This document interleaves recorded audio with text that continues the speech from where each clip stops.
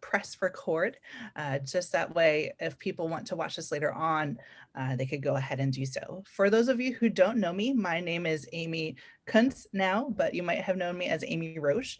I am an adjunct instructor who teaches Introduction to Computers, which is CISC 101. And I have with me today Jason Garvey, who is the manager of instructional design. And today we're going to be talking about helping your students plan for the time spent on activities in your course. Especially so I teach an online asynchronous course, but then I also teach one of the ones where we meet a little bit through Zoom each week and then the rest asynchronously. So how do we make sure that they plan accordingly? So I like to kind of grab your attention to this, and I adapted this. This was for the workforce, but we should really be mindful of students because they're not just taking classes at home. They're at home during a crisis trying to complete classes. And I know we've almost been a whole year in this come March 14th. I remember because it's Pi Day. My husband is a math teacher, so I'm a geek like that. And so, yes, we've been it for a while, but it is still a crisis. They might be helping younger siblings who are in high school. Their parents might have lost their jobs, so they might have had to take on more responsibility with getting another job or something like that. So we have to be mindful. So how do we give them the information they need to help continue their course progression while still overcoming this crisis? And so with that, when we talk about kind of the how-tos, we're going to be talking about how to give them the empowerment to help with time management utilization, for them to plan a course when they have a dedicated space and quiet time. Some of them might not have an office by themselves. They might have to share a space of the kitchen table with other people. And so if some things need some quiet time, how can they do that? It also helps make sure that they're on pace for the week and gives them the information to decide what course to work on when. So our objectives for today is, by the end of the session, I know it's short, is to transparently tell your students the estimated time for particular activities, to discuss the benefits of reviewing time spent on course activities in general, and to facilitate dialogue with your students on how the concept of academic rigor and such. And so I was just in the STEM division head area, and we were talking about one thing that was mentioned was students sometimes don't come prepared for the college career. And of course, we have some really great courses for student success, but maybe enabling them and twinkling in this time management piece and helping with that concept of rigor can help them when they're choosing future courses as well. These also correlate to kind of the how, like how do you do this? Then we'll focus on the why. And then kind of now what, how do we convey this to students?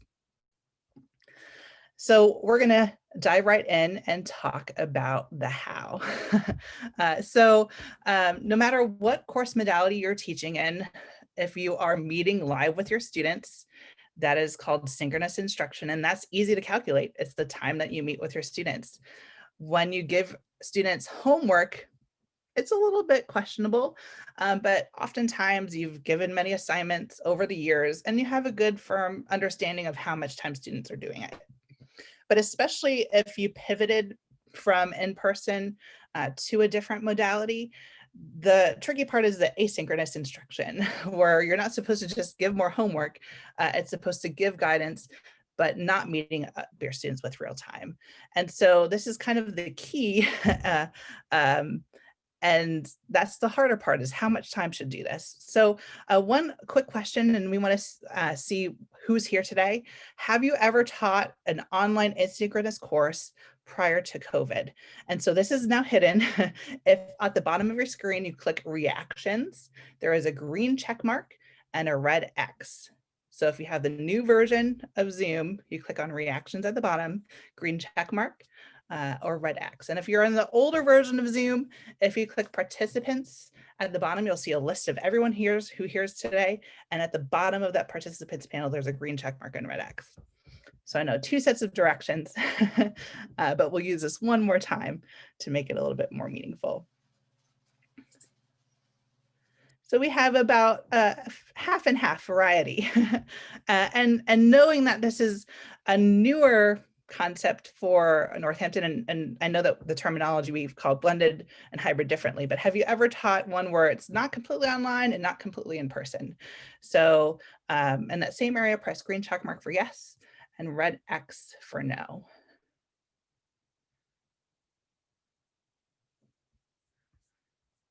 Okay, so Wendy, you have, and Bernadine, thank you. That's great. But a majority haven't. um, great, thank you for that. And so many of you might have experienced this, some of you might not have, but if you're going to estimate the time for students to spend on activity, there's a couple ways historically to do this. You could put a little question at the end, especially for projects, like how much time did you spend on this? You could track students. So Blackboard, if you want to be a little bit more techie, has a way to track via data analytics. And then you could also kind of see how much time students are spending on assignments if there's kind of a tracking aspect. I know like McGraw-Hill products or Pearson products now have estimated times for some of their activities. And then to your expertise of the instructor estimation. So there's another tool that we'll go through next, but I do want to take the time to say, has anyone done this? And have those who want to share out. So if you press the chat at the bottom, and if you're willing and able to, and you've done this, please take a moment to say, how have you quantified time in a course? And it's okay if you haven't. It's definitely a new concept.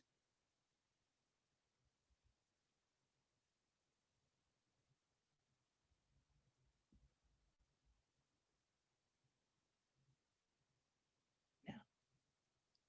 Okay, that's okay. Yep, Rachel, a textbook gives estimates on time. Otherwise, just a guesstimate. I love that word, guesstimate. Allison says, I've never done this beyond explaining how much time. That's great that you've explained the rigor of the course. Fantastic. Have, but not formally. All great examples. Guesstimates in the lesson plans. That's great. Exactly. And Jason will touch upon the actual rigor of a course in a little bit. That's wonderful. Thank you so much, everyone. So as those infomercials say on TV, but wait, there's more. Why are we hearing it today? If we just said, hey, this is how you estimate and go forth on your own, that's one thing. But thankfully, the Office of Online Learning here at Northampton, and Jason is going to touch upon some of the great resources that are available. So with that, I'm going to stop my share and allow Jason to go ahead. Great, thanks, Amy. Go ahead and grab my share as well. Hopefully y'all can see my screen now, maybe a couple of head nods to make sure. Fantastic. So, like Amy said, but wait, there's more. So you see a table here that might be a little bit confusing, but when we think about how do we calculate the instructional hours and the instructional time for your class, this table is based on the Department of Education guidelines. I know more regulations, whatnot. It's also based on the Carnegie credit hour as well. So I took a standard three credit course that's a duration of 15 weeks. So when you think about instructional time, what is instructional time, you might ask? Well, it's something that has the direct oversight or the supervision of the faculty teaching the course. It is directly related to the objectives of the course. It has to be in some way measurable to the objectives of the course as well. Oftentimes it's an activity which is done in the classroom, such as teaching, but when we think about online, we have to change that, perception a little bit in terms of, well, we don't have an online, we don't have a physical classroom in the online space, right? We have an online space in the online space. It's also something which is regular, and it's substantive, and it is a predictable sort of communication between you and the student that happens on a regular basis. So the student has to be receiving regular feedback from you. It has to be substantive feedback, not just, hey, good job, but something that's a lot more, something that has more weight to it as well. And again, it has to be on a week by week basis, not something that's one off or happens one time a semester, but is a pretty constant throughout the course. It's also not reading assignments. So that's the big thing. So instructional time is not reading assignments, nor is it assigned homework. So when we think about your traditional 3-credit course that meets, let's say, for 3 hours a week, and so that would be 3 hours of instructional time. So in your typical face-to-face class, that's going to be you sort of lecturing, right? So over the course of 15 weeks, you have 45 hours of instructional time. Then you think about the assigned homework over the 15 weeks, you have a 3-credit course, 6 hours per week of assigned homework, which equals 90. So what you end up with is 135 hours. That's what makes up the Carnegie unit. That's what the Department of Education is looking for. So let's say that you don't have a 3-credit course, or let's say that, like Northampton's doing, we are moving to a 14-week semester. What do? We don't drop those hours. Those hours have to remain the same. So we still need 45 hours of instructional time, but now we're only doing it in 14 weeks. So fast forward that to, or think about the winter semester. That's what, 5 weeks? Or some of our stuff is 3 weeks, maybe it's 7 weeks, right? So we don't want to drop that instructional hour time, nor do we want to drop that assigned homework time. That's why they're called intensive courses. So that 135-hour mark for that 3-credit course is really what you're aiming for. If you have a 1-credit course or a 2-credit course or a 4-credit course, I would encourage you, and I will put this into the chat once I'm done presenting. There is an instructional hours chart which you can track. It's put out by Penn State, which is wonderful. So you can put however many credits it is, how many weeks you have, and it's going to determine here's how much hours you need, as well as you start putting in the various activities. So, like I said, what is instructional time? I just went over that. So it has, the big thing is it's direct oversight from you, the faculty member, to the student. It is not student to student. It's not student to the materials. You are directly providing feedback and guidance to the student as they complete assignments. So these are just 4. There's a whole bunch more out there.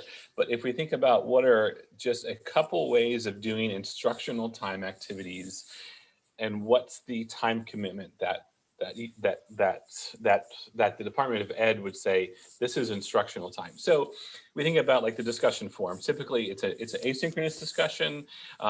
You might ask a question and students have to respond to it. That first post, half an hour to an hour of instruction. Then as you follow up with the student and the students follow up with each other, you are of course guiding them. You are providing feedback, and as they're reading and as they're responding to the other post, then you're looking at 1 to 1.5 hours of instructional time.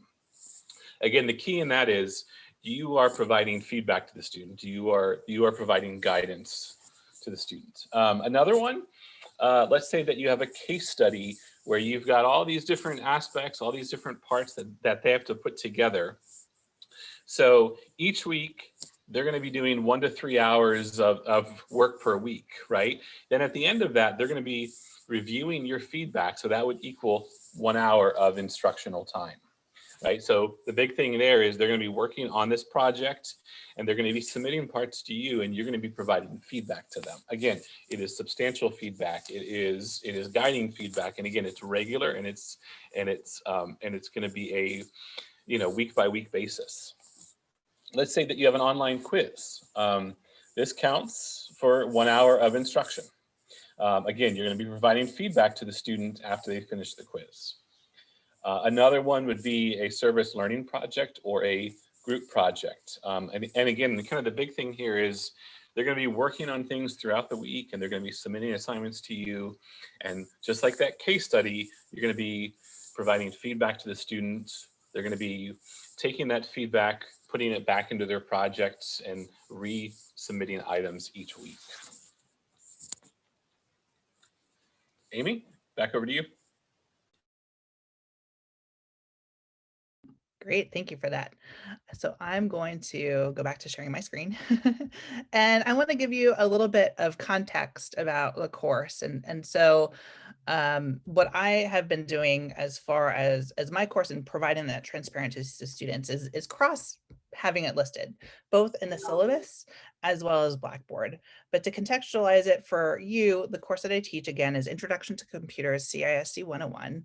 And so for those of you who are unaware about the course, it basically is divided into 5 sections, one on Word, one on Excel, one on PowerPoint, one on Access, and then another on investigating technology, which has 3 chapters of computer kind of hardware, security, and then computers and business. And so I wanted to actually go right into the syllabus to kind of show you some of these aspects, as well as reference what Jason had mentioned as far as that hours of instructional activity guide that I believe that he'll put in the chat. If not, I'll put it after I'm done talking for this part. And so I went through, and this is for my blended course. So I of course, this is that synchronous one-to-one, but then I went through and saying, okay, well, how much time is this for these different projects, as far as individual projects, and having this guidance as well as kind of tracking. And I know some of you had mentioned that your textbook publishers give you some estimates for this course. It also does too. So I took that in consideration. So many of you, if you've are teaching a blended course, I'm going to scroll up here, know that thankfully at Northampton Community College, we have some great central guidance to provide consistency. So for blended, make sure that you follow the template guide, and I do have that here. So that way it's on the first page, front and forward to students, but how do we equate to this? So I know that we have some leeway as instructors. And so what I did is all the way at the bottom, I have a class schedule. So again, I meet with my students 1.25 hours a week. So I give them a quick guidance of what we're going to be covering over that particular week, as well as what is going to be done. So for each activity, I have in brackets how much time it should take. And this course is a little bit different as the lessons. It's kind of, you read the page, but then there's an instructional video, and then there's one where you try it. And so to get credit, they have to do the you try it. And so this probably errs on the opposite side, where if you would do everything, it's listed, but being mindful that some students might just say, hey, I've already took a course like this in high school. I know Word, but I don't know Excel and Access. So for Word, they might skip reading and watching the video and go straight to the let me try. That's where it's not perfect as for how much time is on a course. So with this, they said it's about 8 minutes of skill. So it's approximately 2.5 hours. So it's listed here. And one thing that I have listed, and I'm not quite sure because I have not done this in previous semesters, is to show this per student, because you're not going to have that perfect 9 hours. And because of it being 14, it's 9.6 hours a week. There's going to be some where it's a little less and some where it's a little more. And so I'm playing around with the idea of having this be visible And so I always communicate to my students like, hey, this is a little bit tougher week, or next week is going to be a little bit tougher week. So do, if you can, work ahead. And I'm one of those, as long as you email me by the extension or by the due date, you get a 1-week extension. So it gets a little bit of that fluidity. So again, it's not perfect, but then it averages out pretty much at the end. And so as you can see, it's very consistent with that estimation here. Now, what does this look like in Blackboard? Of course, we have our syllabus in each Blackboard course, but within my course, and I'm going to go into each of these because investigating technology chapters look a little bit different than the Word, Excel, and PowerPoint. And so what I have is kind of a checklist of what is going to be covered, then all of the videos and links to the various assignments. And so in that checklist, after the objectives for the week, it then cross lists everything. And so in the syllabus, I have it as hours, but this reading assignment is that 1 hour, but it consists of 2 components. So knowing that if you put 0.5 hours, they might understand, but if you do 0.25, it gets muddy. So that's where I converted it to minutes. So they know how many minutes something is. And that way it's a little bit more tangible of, hey, yes, I could do this. And that's also why, if I go to the Word chapter, is I list how many minutes per skill, because 2.5 hours can be daunting and saying, I don't have 2.5 hours to sit down and do this. But if they say, okay, it's 8 minutes a skill, I could do 4 skills. But knowing that it's going to be spread out through the semester or through that week. So it gives them the information to know what is coming, to know if they're on pace, and things of that nature. So is there any questions about that for the demo? I know we have a couple of comments.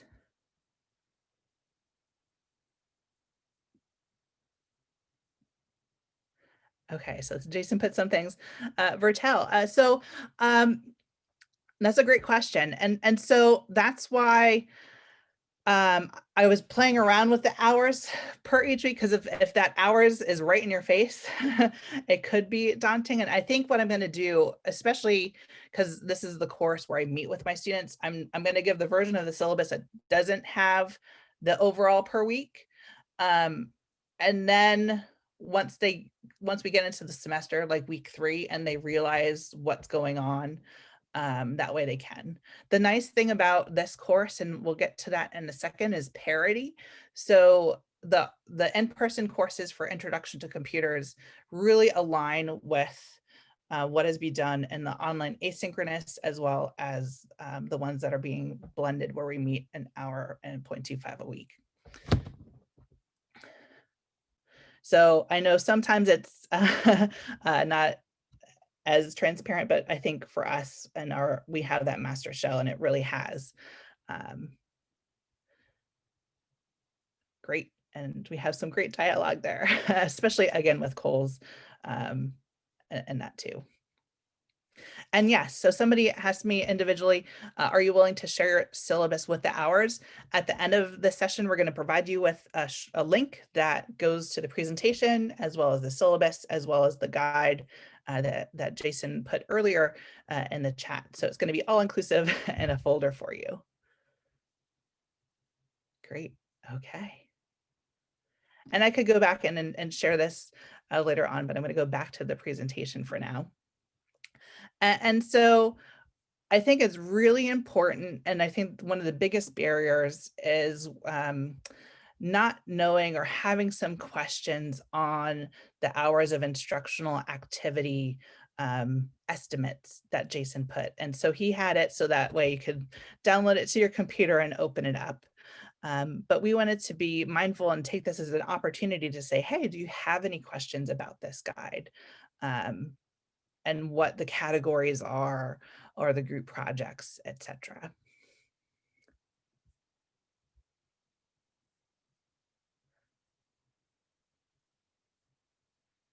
So if everyone wants to just take 1 minute, kind of look at it, And if you don't want to download it to your computer, I also have the one where you could look at it on the web. So I'll post that in chat as well.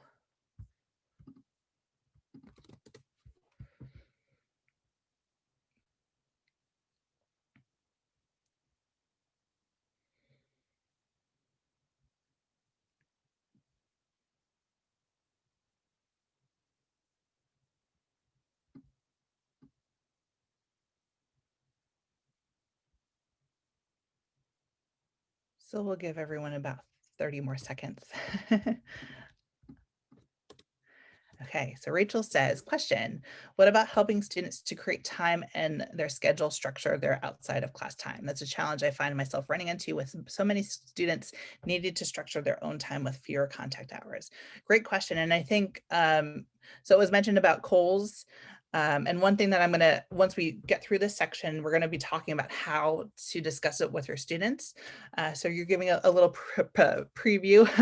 And even though, especially in the 100 level courses, and mine in particular, I bring up time management in my course. It's not necessarily aligned to the objectives, but then I try to bring it in of like computers and business and tying it in because we want them to be successful overall. And by having this quantified and having it be visible, it's a talking point. So it's not just about time management. It's holistically overall. So Donna says, I find it helpful to put the lengths of each of the videos. That's another great one. Great. Yeah. So they know how much time the videos are too. And Rachel says to make the videos be smaller chunks. Fantastic. Great. Okay.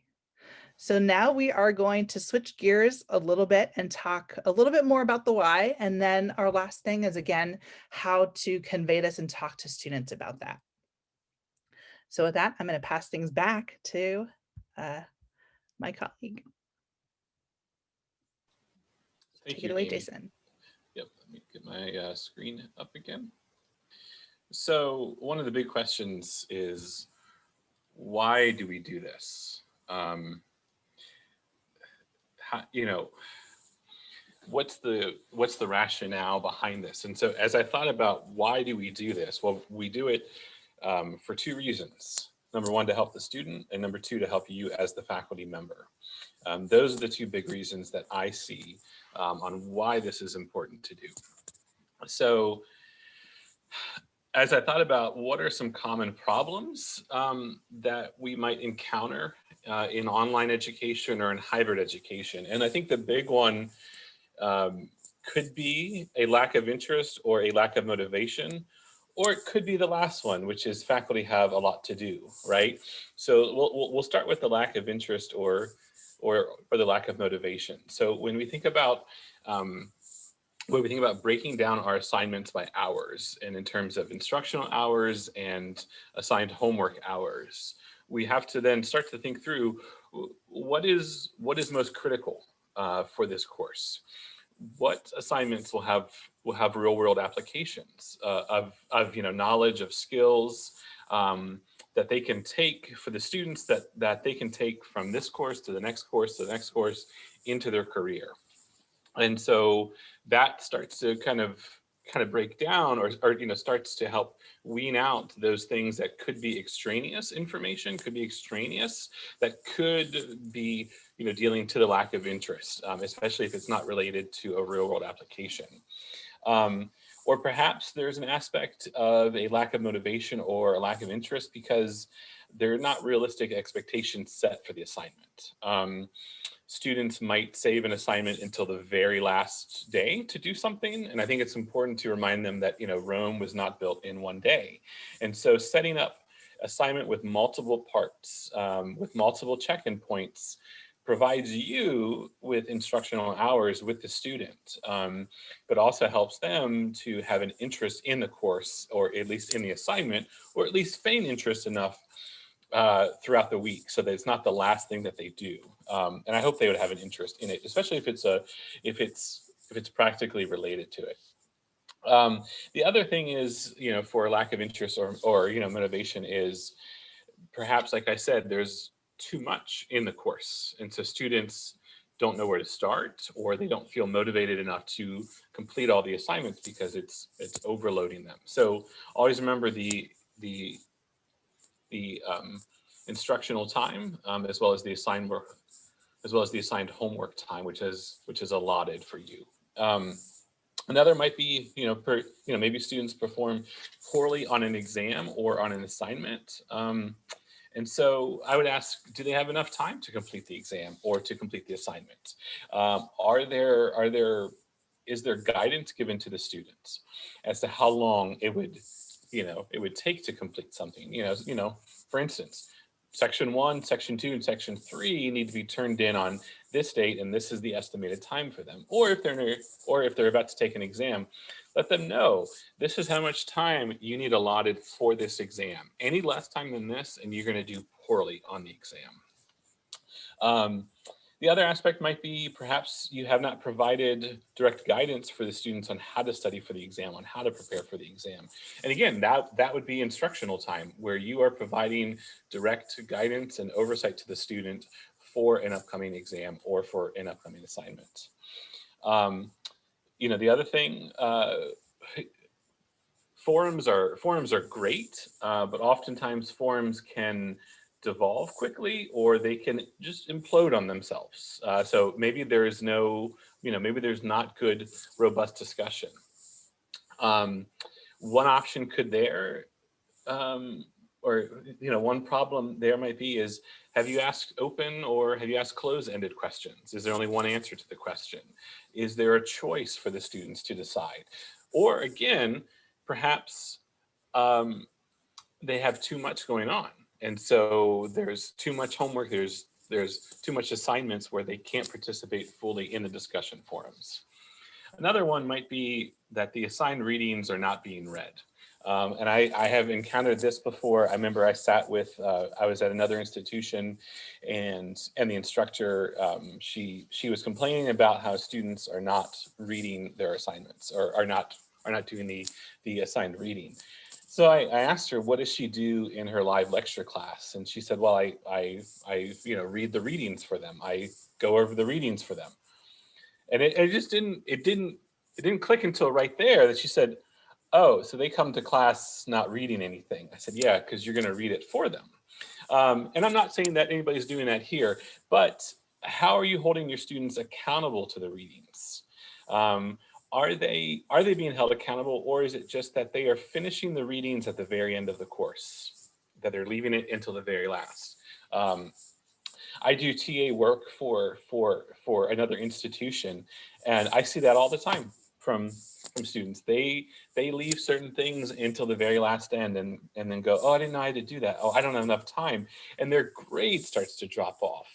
And so, do they have the time to read that material, to really process it? So one area could be to provide them a space to process their readings. The other aspect would be to for the forums, you could incorporate the readings into the forum, and that would be a way to kind of check how things are going.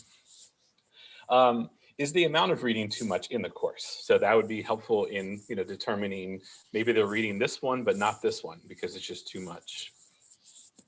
For online education, right, not so much in person, but it could be that lectures have a low attendance. So I would ask, does your lecture cover the readings only? Because students will catch on to that and either not attend lectures or not do readings. They'll do one of the two. And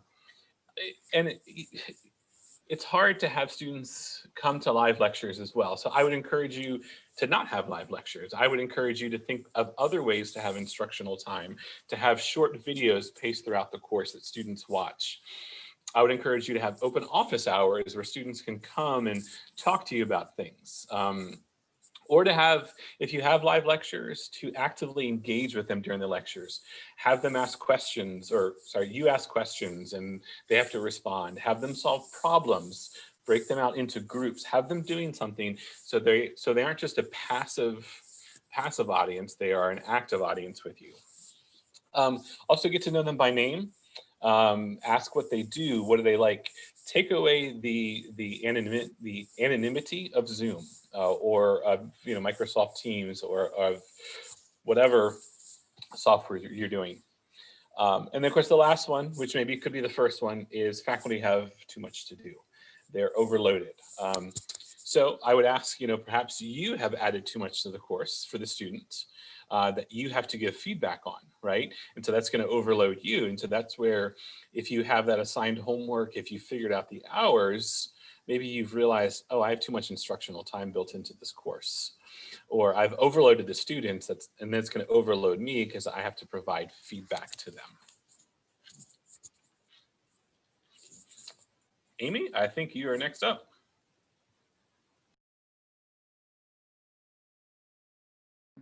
I am. Thank you so much. Especially with blended, where you have the Zoom component, it's being somewhat new thing. And so for myself, I wanted to make sure I both teach an online synchronous or online asynchronous course and a blended one. And I wanted to make sure that my course time, no matter what you were in, was the same. And so making sure the rigor of each was kind of that middle ground, that rolling hills. We don't want it to be too hard that they're going over a mountain, and we don't want it to be too easy where it's just like that walking path. We want them to have that kind of state of flow where they're engaged and empowered to move a little bit forward. And so by calculating the times, it also, I go back to Goldilocks and the Three Bears. Is it too much, too little, or just right? And so by going through this exercise, it helped me reevaluate everything. And so I'm gonna skip this, but feel free to chime in because we've already talked about this with some of you earlier, as far as how have you ensured that parity among the courses. And I know some people have mentioned the kind of the template that's shared among everyone, talking to your colleagues, etc. So I know that we had a couple more comments of how can I get assessment to see if my course has too much instructional time built in. And so I think if you're willing and able to go through kind of that granular aspect and writing it all out, or even just doing maybe a unit or a particular week and seeing. And I'll defer to Jason as far as if you're allowed to partner to have someone help you go through that. Yeah, so I think that's a great question. Certainly look through the document. Also, there was that Penn State resource which I posted, and which you'll get access to, which I can post again. The like link to that. So on there, you're able to input in, here's what I have assigned. Right here's the readings, here's the quizzes, here's how many quizzes I have, etc. Here's the writing projects, and then once you input that in, that's going to spit back a number at you. And so I would encourage you to do that and kind of look through things. And I'm always happy to to help you think through that as well. So always reach out to me, but do some of the legwork at first to kind of figure out, okay, what do I have for my course? That way you know what's going on inside your course. Great. And I do want to address the comments about extra credit and office hours. A sidebar, and feel free to have that side conversation. But one thing that I'm doing differently this semester, and this came from my students, is my office hours, again, because I am an adjunct and I do have a full-time position, my hours were when I typically have my lunch break during my work, because the daytime seemed to be more better for them than evening. But they said, hey, can't you have it be when class would have been the other day of the week? And so I then changed it up. I said, hey, I might have to be doing other things. And that way the students who probably would have thrived more in person because they want that accountability for showing up, they said, hey, I don't have any questions, but I want you to be there. So that way I'll log in and I'll be doing my work. And so I said, hey, I need to keep my office hours the same because that's what I submitted. But as long as you're okay with me doing my professional work, let's chime in here. And so I had about 2 or 3 students the last 4 weeks of the semester who logged in and they did their assigned works during Wednesdays when we would have had class time. So that was beneficial as well. So circling back to this, Some additional benefits are exactly what Vertel had mentioned, is trying to address comments of workload, difficulty, rigor, and pace. I actually do a mid-semester survey where I have 3 questions saying, hey, compared to other 3 credit courses, because we do have 4 credit courses, how is this course compared towards workload? About the same, less, or more? How is this course compared to difficulty? And then how is this course compared to pace? And so I think that's useful. And then I just don't have it. I address it, and I either during live class or an announcement about how I'm going to change things, how it's a talking point.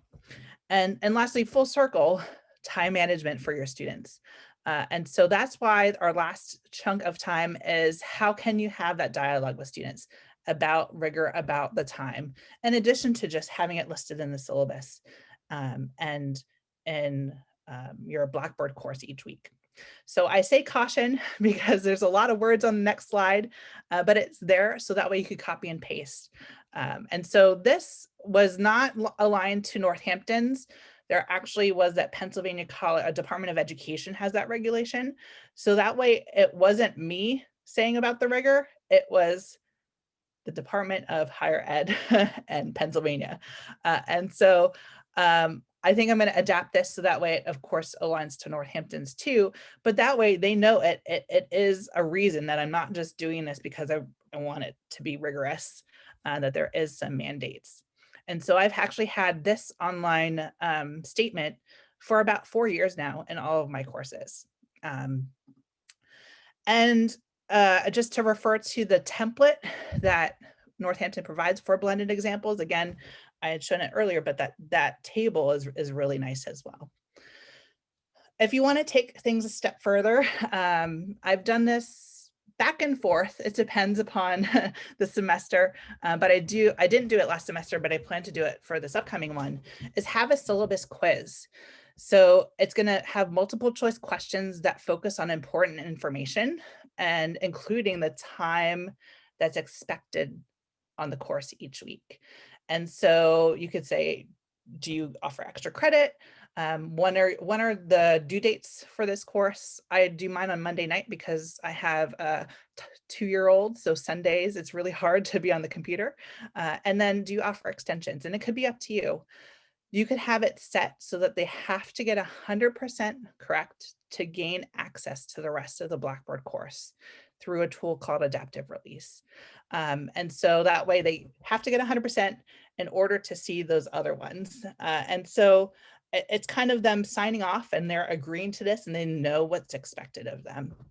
And it's helped with much success. But knowing that the first week is a lot, we have our homeworking system and Blackboard, it's sometimes I go back and forth about having it. So outside of the syllabus and Blackboard, what else do you do at the beginning of the course? You could also have a candid conversation in class or part of an orientation module. And so talking about it, having it be that touch point throughout. And so I know that some of you are talking about office hours, so this is perfect. So how have you helped set your students up for success at the beginning of the course, time management or otherwise?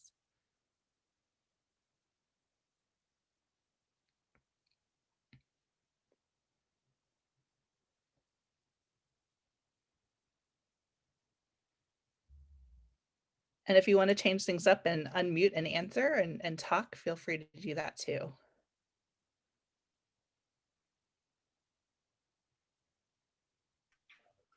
Hi, I teach in nursing and the seniors, and we give them a getting started guide, which we give it to them about maybe a week or 2 ahead of time, depending. And it's something that they need to work on and then post to Blackboard. And they need to do that by the end of the first week. So therefore, they have a lot of bulleted points that they need to check off. And if they do it correctly and hand it in on time and sign it, upload it to Blackboard, then we do give them, and this is a big secret, don't tell anyone, 1 point if they pass their first exam. and nursing students will do a lot for 1 point. So that really helps. You know, it helps us to get rolling right from the beginning. Yeah, that's great. And so Kathy says about a course navigation video, talking about it in the welcome letter. Wendy does the syllabus quiz and proctorio. So that's even more so making sure that they show themselves. That's fantastic. Hi, Amy. Kevin here. Yeah. Just a quick note. We know how students just love to read and follow the syllabus and all the due dates. So I found last semester with the change in modality, asynchronous lectures and having lab class once a week with the students, that putting out an email every Friday with what we've reviewed that week and what's expected for the next week or two. And I've been doing what I call the weekly update, and it's really worked out well for me. It's very detailed with not really estimated time for completion, but when due dates are expected and when you should have this completed by then. You have a test active for these 5 days, or you have, this lab is due, this video should be watched by this date, and so on. So it's really helped out for me. Oh, that's great. Thank you so much for sharing. Kevin, I think that's an excellent idea. We in the online class, we kind of do the same thing. I do give them a little summary of things that they did that week, and then here's your next week, and let them know what's due and what's, just to reinforce the week that's already written out for them verbatim on Blackboard. But just to reinforce that. Yeah, that seems to help a lot. Okay, so one quick question that I'm going to put the link for, it's that adaptive release. There was like, how do you do that? So there's a how-to guide for setting that up. And some of the other things that trickled in the chat as far as inviting social hours and just getting together, because many people are staying at home and are tired of the same walls in their house. So having that social aspect is key too. Adaptive grading and then online meetings for the blended course has been useful. All great things, and we could continue the conversation for sure, but I want to make sure that we get through everything. And so 2 quick things less is what to do during the course and then what to do towards the end. And so this goes back to kind of what Vertel had mentioned, is bringing it up many times. So in addition to the beginning of listing the time and listing it each week, have a discussion about grades with students individually. And you could utilize some of that kind of tracking and estimating, saying, hey, you didn't spend so much time this week. Either an email, meeting live with your students one-on-one, or your starfish report. Have a course discussion. So again, I sprinkle this in. And so especially when your students encounter that first kind of test week throughout the semester, around week 3 or 4, I bring that up, as well as grades and all that aspects. And after our first big test, I do it, and I do it lightly. And so that's why I have this quirky thing, and that's supposed to be me. It's called a Bitmoji. It's like a cartoon character. So I have, let's talk about it. I'm not very inherently funny, but I try to be quirky and have it be a little bit lighthearted that way to help with that socialization aspect. And then to having that course discussion be paired with student surveys. So I said about that mid-semester survey, and then I address it. And 2, if you want to do something called exam wrappers, if you, for your exam, ask how long a student has studied for it, if they were studying independently, or were they multitasking or working with a partner. And if you don't have it be anonymous, you could correlate it to, hey, those who got A's tended to study for 6 hours or more, and those who didn't do so well only studied an hour and were multitasking. So having it be those talking points has been really useful. And the last thing is near the end of the semester. So getting their insight and feedback and say, this can help them with deciding how many courses to take next semester, knowing that it should be about that 9 hours. But then for saying this will help me as an instructor improve the course for the following year. So in addition to our regular faculty survey results, if you have that discussion, or I give an extra credit survey even at the end of the semester about that with some other aspects as well. So we have that continual improvement process. So I know this is for online courses, this picture, but it's useful. We all improve our courses between each semester for sure. So some of the tips, and we'll save the last 5 minutes for Q&A, is be sure to take it a course at a time. I know that I like to focus on one thing, or focus again if it's too much, knowing that we have all this semester prep. If you focus maybe on like one unit, I think that can be helpful. And focus on the added value for you and your students. So it can be helpful for the students for planning their time, but it could also be that talking point of helping the students who are not succeeding as well to be like, hey, I'm seeing that you're not spending this much time that's expected for this course. How can we maneuver and guide and set you up for success? And then lastly, provide clear examples. I think that's first and most important when discussing with your students. So I said we were going to provide a link to everything, and feel free to come back to this later. Jason and I will recap and see if we need to add anything. And so I'll put that link in the chat. So that link will take you to, I'll go back here. It has our presentation today in both PowerPoint and Google Slides. Then it has the guide of the instructional equivalencies, and then it has my syllabus. And so again, this is not the one that I submitted for my division, because I'm debating about having this listed out per students. And you could see I'm not even perfect. So we said about 135. It's at 122, but that's not including like reading the announcements I send, the optional office hours each week.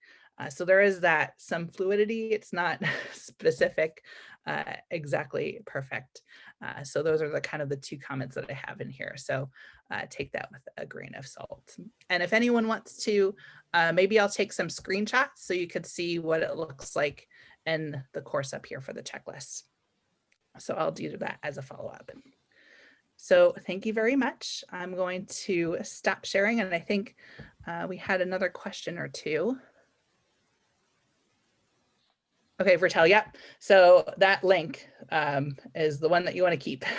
I don't know if there is an email follow-up that we could do or not, but yeah, I can certainly see about that. The other thing to note is, and I'll have a document put up in that drive that will have some links to it, to some other institutions as far as instructional, like equivalencies, that you could look at, and I'll have the Penn State link in there as well. If you want to go a little bit further on this session in terms of hours and instructional time, and talk more about some of the activities, January 28th at 10 a.m. I'll be doing another one of these sessions, not with Amy. This one will be focused really very much on the hours and how do you meet those hours, and kind of going over some of those activities in more detail. So that's January 28th at 10 a.m. And it's probably up on that Go Sign Me Up page that everybody keeps referencing as well. great. So we have about 3 more minutes. So we'll be sure to stick around and answer any questions, but I know it's approaching the lunch hour. So if you head on out, it is certainly understandable. So thank you all very much.